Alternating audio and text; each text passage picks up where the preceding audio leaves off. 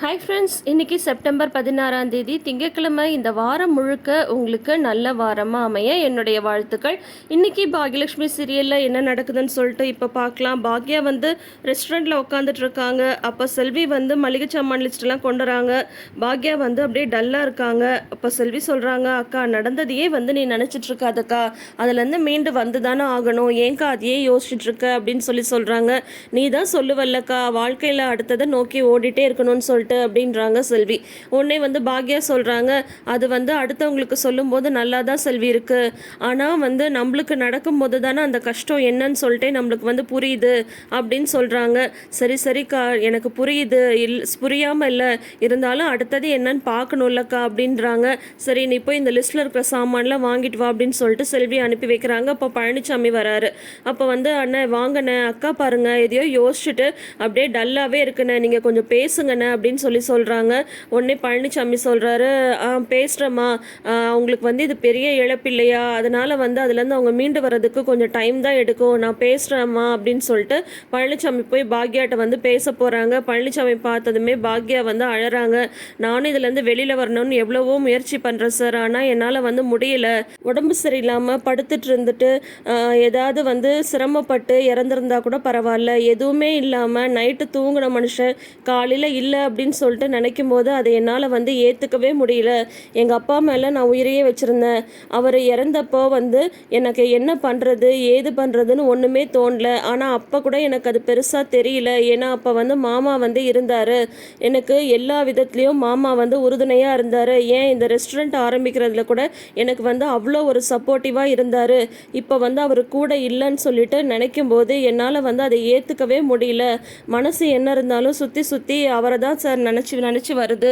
எனக்கு எல்லா விதத்துலேயும் மாமா வந்து அவ்வளோ சப்போர்ட்டிவாக இருந்திருக்காங்க. அதனால் நான் வந்து ஒரு முடிவு பண்ணியிருக்கேன், ஏதாவது ஒரு விதத்தில் அவர் வந்து என் கூடயே இருக்கணும் அப்படின்னு சொல்லிட்டு நான் நினைக்கிறேன். அதனால இந்த ரெஸ்டாரண்ட்டில் மாமாவோட ஃபோட்டோவை பெருசாக வச்சு வந்து ஒரு ஓப்பனிங் மாதிரி பண்ணலாம் அப்படின்னு சொல்லிட்டு நினச்சிட்ருக்கேன். தெரிஞ்சவங்க அக்கம் பக்கத்தில் இருக்கிறவங்கள மட்டும் கூப்பிட்டு மாமாவோட படத்திறப்பு விழா வந்து செய்யலான் இருக்கேன். நீங்கள் என்ன நினைக்கிறீங்க அப்படின்னு சொல்லிட்டு கேட்குறாங்க பாக்யா. தாராளமாக பண்ணுங்க மேடம், இது ஒரு நல்ல யோசனை தானே, உங்கள் மனசுக்கு வந்து எது சரின்னு படுதோ அதை வந்து செய்யுங்க. கஷ்டம்தான், ஆனால் இதுலேருந்து நீங்கள் மீண்டு வந்து தான் ஆகணும். மற்றவங்களுக்காக இல்லைன்னாலும் நீங்கள் வந்து அம்மாக்காகவும் உங்கள் பசங்களுக்காகவும் இதுலேருந்து மீண்டு வந்து தான் ஆகணும். நீங்கள் வந்து தைரியமாக இருந்தால் தானே வீட்டில் அவங்களுக்கெல்லாம் தைரியம் சொல்ல முடியும் அப்படின்னு சொல்லிட்டு பழனிசாமி வந்து பாக்யாவுக்கு வந்து ஆறுதல் சொல்கிறாங்க. இங்கே வீட்டில் வந்து பார்த்தீங்கன்னா பாட்டி வந்து அழுதுகிட்டே இருக்காங்க. உடனே ஜெனி வந்து வராங்க. அழாதீங்க பாட்டி அப்படின்னு சொல்லவும், ஜெனி டிவி கொஞ்சம் போட, அன்னைக்கு எழில் வந்து அவரோட பிறந்தநாள் வீடியோவை வந்து எடுத்துகிட்டு வந்தாலம்மா, அதை கொஞ்சம் போட்டு விடு அப்படின்னதும், பாட்டி அது எதுக்கு பாட்டி இப்போ அப்படின்னு சொல்கிறாங்க. நான் சொல்கிறேன்ல போட்டு விடு ஜெனி அப்படின்னு சொல்கிறாங்க. மறுபடியும் அதை பார்த்து வந்து பாட்டி வந்து அழுதுட்ருக்காங்க. அந்த நேரம் பார்த்து செகண்ட் வந்து வராங்க. வந்துட்டு அந்த வீடியோவை ஆஃப் பண்ணிடுறாங்க. ஏன்டா ஆஃப் பண்ண அப்படின்னதும், பாட்டி திரும்ப திரும்ப ஏன் பாட்டி அதையே போட்டு பார்த்து மனசை இன்னும் சங்கடப்படுத்திக்கிறீங்க, வேணாம் பாட்டி அப்படின்னு சொல்கிறாங்க. உடனே வந்து பாட்டி வந்து அழறாங்க. இல்லைடா, ஒருத்தவங்க கூட இருக்கும்போது அவங்களோட அருமை வந்து தெரிகிறதே இல்லை. உன் தாத்தாவோட குரல் இந்த வீட்டில் சுற்றி சுற்றி கேட்டுகிட்டே இருக்கும். ஈஸ்வரி ஈஸ்வரின்னு கூப்பிட்டுட்டே இருப்பார். எத்தனை தடவை கொஞ்ச நேரம் பேசாமல் தான் இருக்கீங்களான்னு நானே திட்டிருக்கேன் தெரியுமா, ஆனால் இப்போ அவரோட குரல் இந்த வீட்டில் கேட்கலங்கும் போது என்னால் வந்து ஏற்றுக்கவே முடியல. இப்போ என் கூட பேச மாட்டாரான்னு சொல்லிட்டு என் மனசு வந்து ஏங்குது அப்படின்ட்டு பாட்டி வந்து அழறாங்க. நாங்கள் எல்லாரும் இருக்கோம்ல பாட்டி, இந்த மாதிரி வந்து மனசு விடாதீங்க பாட்டி, நீங்கள் வந்து தைரியமாக இருக்கணும் அப்படின்னு சொல்லிட்டு செய்யணும். ஜெனியும் வந்து ஆறுதல் சொல்லிட்டு இருக்காங்க. இல்லை, என்னால் வந்து தாங்கவே முடியல, அவர் இல்லாததை வந்து ஏற்றுக்கவே முடியல அப்படின்ற மாதிரிலாம் பாட்டி வந்து சொல்லிகிட்ருக்காங்க. அதுக்கப்புறம் பாட்டி வந்து உள்ளே போய் ரெஸ்ட் எடுங்க அப்படின்னு சொன்னதும் பாட்டி வந்து உள்ளே போயிடுறாங்க. ஆனாலும் அவங்க ரெஸ்ட் எடுக்கிறதுல மொபைல் அந்த வீடியோ வச்சு பார்த்துட்ருக்காங்க. செகண்ட் ஹாலில் உட்காந்துட்ருக்காங்க. அப்போ ஜெனி வந்து வராங்க. பாட்டி தூங்கிட்டாங்களா அப்படின்னு சொல்லிட்டு கேட்குறாங்க. அவங்க எங்கே தூங்கினாங்க, மொபைல் அந்த வீடியோவை பார்த்துட்ருக்காங்க, நான் சொன்னாலும் கேட்க மாட்டேன்றாங்க அப்படின்னு சொல்கிறாங்க. எனக்கு பாட்டியை நினச்சா ரொம்ப பயமாக இருக்குது அப்படின்னு சொல்கிறாங்க. உடனே ஜெனி வந்து சொல்கிறாங்க, இல்லை நம்ம அதெல்லாம் ஒன்றும் பயப்படலாம் தேவையில்லை சரியா, நீ வந்து தேவையில்லாமல் பயப்படாத, நம்ம கூடயே இருந்த ஒருத்தர், நம்மளுக்கு உயிராக இருந்த ஒருத்தவங்க வந்து திடீர்னு நம்மளை விட்டுட்டு போயிட்டா இப்படி தான் இருக்கும் அந்த சுச்சுவேஷனு. எங்கள் அம்மாவோட அம்மா இருக்காங்கல்ல, அவங்க இறந்தப்போ எங்கள் அம்மா கூட அப்படி தான் உடஞ்சி போயிட்டாங்க, சாப்பிடாம தூங்காமல் அவங்களே நினச்சி அழுதுட்டு இருந்தாங்க. அதுக்கப்புறம் கொஞ்சம் கொஞ்சமாக அதுலேருந்து அவங்க ரெக்கவர் ஆகி வந்தாங்க. இப்போ என் மம்மி வந்து யதார்த்தமாக இருக்காங்கல்ல, அதே மாதிரி பாட்டியும் வந்து சகஜமாக ஆவாங்க. அவங்களுக்கு வந்து நம்ம கொஞ்சம் டைம் கொடுக்கணும். திடீர்னு தாத்தா வந்து இந்த மாதிரி நம்மளை விட்டு போவாங்கன்னு சொல்லிட்டு நம்ம நினச்சி பார்த்தோமா, அதனால தான் இதுலேருந்து வந்து வெளியில் வர முடியல. நீ மனசு உடஞ்சி போயிடாத அப்படின்னு சொல்கிறாங்க. உடனே வந்து செழியன் வந்து சொல்கிறாங்க, நான் இந்த வீட்டை பற்றி எப்படி கவலை இல்லாமல் இருந்தேன்னு உனக்கே தெரியும்ல ஜெனி. வந்து நான் எதையுமே பெருசாக வந்து கண்டுக்கிட்டதே கிடையாது. எல்லாமே வந்து அப்பா பார்த்துட்டு இருந்தாரு. ஒரு நாள் திடீர்னு அவர் இங்கேருந்து கிளம்பி போயிட்டாரு. அப்படியே என்ன பண்ணுறதுனே தெரியாமல் இருந்தது. ஆனால் அப்போ கூட வந்து பார்த்தா தாத்தாவும் அம்மாவும் எல்லாமே வந்து பார்த்துக்கிட்டாங்க. பெருசாக நான் எதையுமே கவனிச்சிட்டதே இல்லை.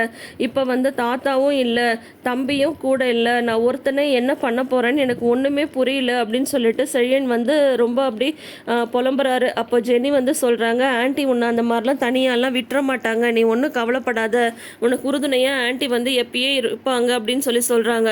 உடனே செழியன் சொல்கிறாங்க, அம்மா வந்து கூடயே இருப்பாங்க, நான் இல்லைன்னு சொல்ல, ஆனால் என்னால் தனியாக இதெல்லாம் மேனேஜ் பண்ண முடியுமான்னு நினைக்கும்போது பயமாக இருக்குது அப்படின்னு சொல்கிறாங்க. அதுக்கு ஜெனி சொல்கிறாங்க, கல்யாணம் ஆன புதுசில் நீ எப்படி இருந்த, உனக்கு எந்த பொறுப்பு எதுவுமே இல்லாமல் இந்த வீட்டில் ஏதாவது பிரச்சனை நடந்தால் கூட நீ எதையும் பெருசாக கண்டுக்கவே மாட்ட. ஆனால் இப்போது நீ அப்படியா இருக்க, அப்படியெல்லாம் கிடையாது. இப்போ வந்து நீ ரொம்ப மாறிட்ட சரியா, அதனால் இந்த ஃபேமிலியை வந்து நீ நல்லா கொண்டு போவன்ற நம்பிக்கை எனக்கு வந்து இருக்குது அப்படின்னு சொல்லிட்டு ஜெனி வந்து செழியனுக்கு அவ்வளோ ஒரு இதாக வந்து ஆறுதல் சொல்லிட்டு இருக்காங்க. இதே சமயம் அங்கே வந்து கோபி வந்து பார்த்தீங்கன்னா நைட் வந்து பிரச்சனை ஆயிடுச்சு இல்லையா, அப்போ தான் தூங்கி எழுந்திருக்கிறாரு. என்னது இது மத்தியானம் ஆயிடுச்சு, ஏறாதி எழுப்பவே இல்லை அப்படின்னது. இல்லை நீங்கள் நல்லா தூங்குனீங்க அதனால தான் அப்படின்னு சொல்லிட்டு சரி சாப்பிட்லாம் வாங்க அப்படின்னு சொல்கிறாங்க. சாப்பாடா அப்படின்னு சொல்கிறாங்க. ஏன் நீ ஆஃபீஸ் போலையா அப்படின்றாங்க. இல்லை நான் இன்னைக்கு வந்து ஒர்க் ஃப்ரம் ஹோம் வாங்கிட்டேன் வாங்க அப்படின்னு சொல்லிட்டு அவங்கள உட்கார வச்சு சாப்பாடு போடுறாங்க ராதிகா கொஞ்ச நாளாக நம்ம 2 பேருக்கும் டேர்ம்ஸே சரியில்லை. ஏன் சொல்லப்போனால் எப்போ பார்த்தாலும் நம்ம 2 பேரும் சண்டை போட்டுட்டு தான் இருந்தோம். நீ வந்து சரியாக என் கூட பேசவே இல்லை. ஆனால் இப்போ நீ எனக்கு ஆறுதலாக இருக்கிறது எனக்கு எவ்வளோ பலமாக இருக்குன்னு தெரியுமா. திடீர்னு யாருமே இல்லாமல் அனாதை ஆகிட்ட மாதிரி எனக்கு ஒரு ஃபீலிங் வந்துருச்சு. இப்போ நீ வந்து ஆறுதலாக பேசுகிறது, இப்படி நீ என்கிட்ட நடந்துக்கிறதே எனக்கு வந்து மனசுக்கு அவ்வளோ ஒரு நிம்மதியாக இருக்குது அப்படின்னு சொன்னதும், நீங்கள் ஏன் அந்த மாதிரிலாம் சொல்கிறீங்க, நான் எப்பயும் உங்கள் கூட தான் இருப்பேன் அப்படின்னு சொல்கிறாங்க ராதிகா. உடனே வந்து ஆமாம் ராதிகா, நீ வந்து என் கூடயே இருக்கணும். நம்ம வந்து கொஞ்ச நாளாக சரியாக பேசிக்காமல் சண்டை போட்டுக்கிட்டு ஏதோ நீ பாட்டிக்கு ஒரு பக்கம் நான் பாட்டிக்கு ஒரு பக்கம் சாப்பிட்டியான்னு கூட நீ என்கிட்ட வந்து கேட்காம ஏதோ ஒரு மாதிரி இருந்துட்டு இருந்தது. ஆனால் இவ்வளோ பெரிய விஷயம் ஒன்று நடந்ததுக்கப்புறம் நீ எல்லா இடத்துலையுமே நீ எனக்காக நின்ன, என் கூடையே நின்றுட்டு இருந்த. அது வந்து எனக்கு எவ்வளோ ஒரு ஆறுதலாக இருந்ததுன்னு எனக்கு தான் தெரியும். ப்ளீஸ் என்னை விட்டு எங்கேயும் போயிடாத, என் கூடையே இரு அப்படின்னு சொல்கிறாங்க. அது எல்லாமே ஓகே தான், உங்களுக்கு அந்த மாதிரி இருக்கணும் அப்படின்ற மாதிரி இருந்ததுன்னா நான் சொல்கிறத கேட்பீங்களா அப்படின்னு சொல்கிறாங்க. என்ன அப்படின்னு சொன்னதும், தயவு செஞ்சு இனிமேல் நீங்கள் வந்து குடிக்காதீங்க, உங்களோட கஷ்டம் வந்து எனக்கு புரியுது. நேற்று உங்களை வீட்டுக்கு கூட்டிகிட்டு வர்றதுக்கு வர நான் எவ்வளோ கஷ்டப்பட்டுட்டேன்னு உங்களுக்கு தெரியுமா, நேற்று நடந்தது உங்களுக்கு ஞாபகம் இருக்கா இல்லையான்னு கூட எனக்கு வந்து தெரியல. ஆனால் வேணா கோபி குடிக்காதீங்க அப்படின்னதும், நானும் வேணும்னேலாம் ஒன்றும் குடிக்கல ராதிகா, என்னை மீறி தான் நான் அந்த ஒரு விஷயத்த செய்கிறேன். ஆனால் கொஞ்சம் கொஞ்சமாக கண்டிப்பாக வந்து குறைச்சிக்கிறேன் அப்படின்னு சொல்லிட்டு கோபி வந்து ராதிகாட்ட சொல்கிறாங்க. அதுக்கப்புறம் பார்த்தீங்கன்னா நைட் வந்து செழியன் ஃபோனில் வந்து ரொம்ப டென்ஷனாக பேசிகிட்டு இருக்காரு. கோபி அந்த பக்கமாக வராரு. காரை நிறுத்தி என்ன ஏதாவது பிரச்சனையா அப்படின்னு சொல்லி கேட்குறாங்க. இல்லை அதெல்லாம் ஒன்றும் இல்லைன்றாங்க. சரிவா காஃபி சாப்பிட்டுட்டே பேசலாம் அப்படின்னதும் உடனே செழியனும் சரி யோசிக்கிறாரு. அதுக்கப்புறம் அவங்க அப்பா கூப்பிட்றாங்கன்னு போகிறாரு. வீட்டில் பாட்டி எப்படி இருக்காங்க அப்படின்னதும் பரவாயில்ல இப்போ அப்படின்னு சொல்கிறாங்க. வேற என்ன நீ ரொம்ப டென்ஷனாக ஃபோனில் பேசிட்டு இருந்தியே, ஏதாவது பிரச்சனையா அப்பாட்ட சொல்லு, வேலையெல்லாம் நல்ல விதமாக போயிட்டுருக்குல்ல அப்படின்னதும், இல்லைப்பா அது கொஞ்சம் பிரச்சனையாக தான் போயிட்டுருக்கு அப்படின்னு சொல்கிறாங்க. அதோட இன்னைக்கு வந்து முடிச்சிருக்காங்க. ஸோ இப்போது செழியனுக்கு என்ன பிரச்சனை, அதுலேருந்து செழியன் வந்து எப்படி வெளியில் வர போகிறாங்க அப்படின்றதெல்லாம் அடுத்தடுத்து வர்ற எபிசோட்ஸை பார்த்து தெரிஞ்சுக்கலாம். பாக்யா வந்து மாமனாருக்காக அவங்களோட ஃபோட்டோவை ரெஸ்டாரண்ட்டில் வச்சு திறப்பு விழா பண்ணணும்னு நினைக்கிறாங்க. அதில் வந்து கோபி என்ன பிரச்சனை பண்ணிட்டு போகிறாருன்றதை ஆல்ரெடி நம்ம வந்து நேற்று ப்ரமோவில் வந்து பார்த்தோம். ஸோ இனி அடுத்தடுத்து கோபி வந்து பார்த்திங்கன்னா ராதிகா இப்போ அவங்களுக்கு ஆறுதலாக இருக்காங்க இல்லையா, அடுத்தது பாக்யாவுக்கு வந்து டார்ச்சர் கொடுக்க ஆரம்பிச்சிடுவார். கோபியோட பழக்கமே இது தானே. இனிமேவாது ஸ்டோரியை கொஞ்சம் இன்ட்ரெஸ்டிங்காக கொண்டு போனால் நல்லாயிருக்கும். என்ன நடக்குதுன்னு வெயிட் பண்ணி பார்க்கலாம். தொடர்ந்து வீடியோஸ்க்கு நம்ம சேனலில் சப்ஸ்கிரைப் பண்ணிக்கோங்க. நோட்டிஃபிகேஷன் பெல் ஐக்கானில் ஆல் சிம்பிள் கிளிக் பண்ணிக்கோங்க. கூடவே இந்த ப்ரிவ்யூ சொல்கிற விதம் உங்களுக்கு பிடிச்சிருக்கான்றதை மறக்காமல் ஒரு லைக் அண்ட் கமெண்ட் மூலிமா ஷேர் பண்ணுங்கள். தேங்க்யூ.